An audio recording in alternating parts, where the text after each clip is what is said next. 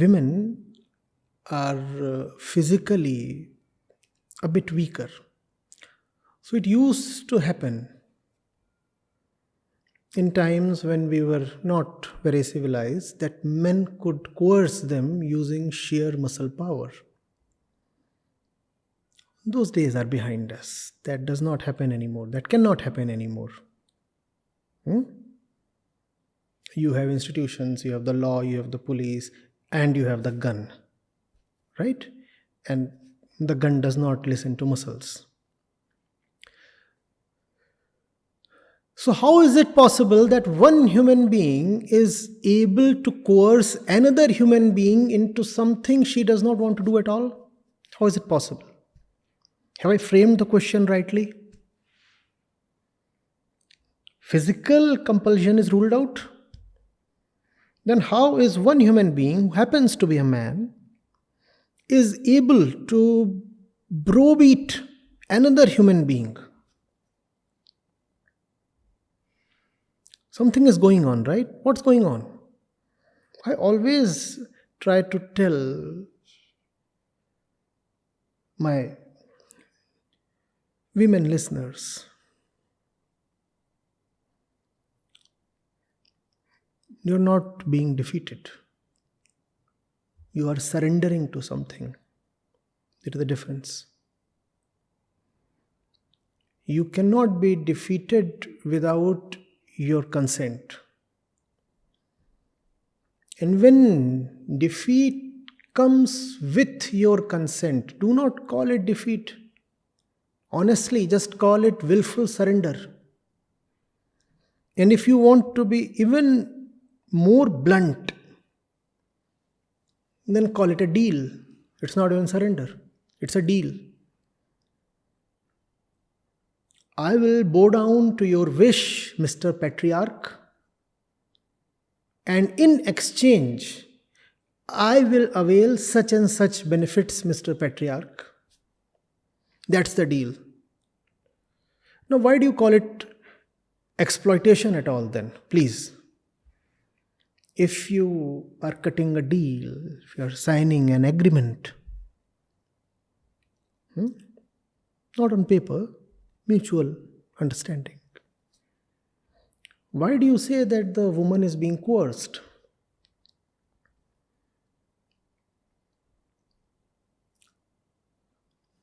Nobody can force you into submission. You are not a kid. You are not uneducated. And we are not living in the dark ages.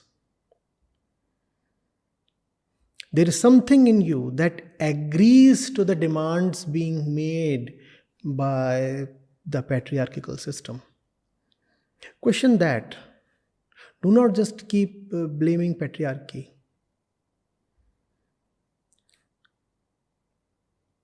What is it in you that yields, surrenders? And that thing is called greed, that thing is called ignorance, that thing is called fear. Illusion. If I bow down, if I sell myself out, I'll get a happy life. Illusion. So that's what you need to fight against. Your illusions. And women, let's accept it, live more in dreams compared to men, don't they? Being of emotional disposition in a biological way, it's so easy, rather comparatively easier, to sell dreams to them, and they buy those dreams. Why do you buy those dreams?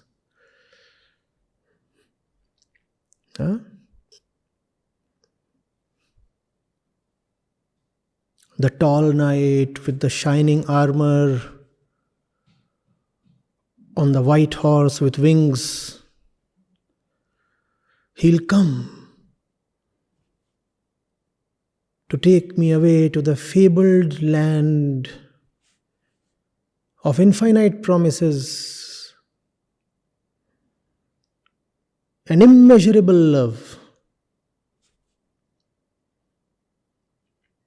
Why do I need to strengthen my muscles? Why do I need to fight it out?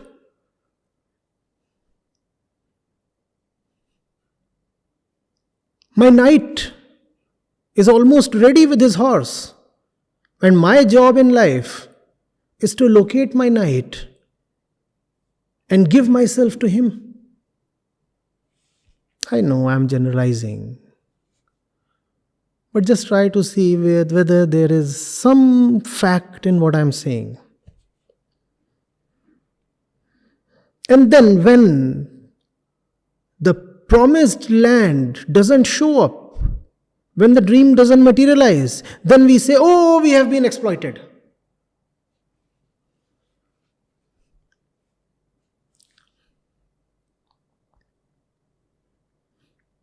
You must be like 18, 20, 22, 24, 26, right?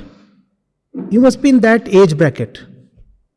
In that age bracket, you are physically the strongest. This is the period in your life when you are at your physical peak.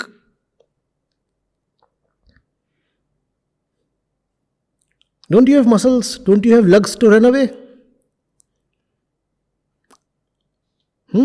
You have legs, you can run away.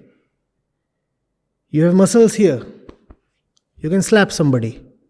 And you have a brain here, you can think. How do you say you are being exploited?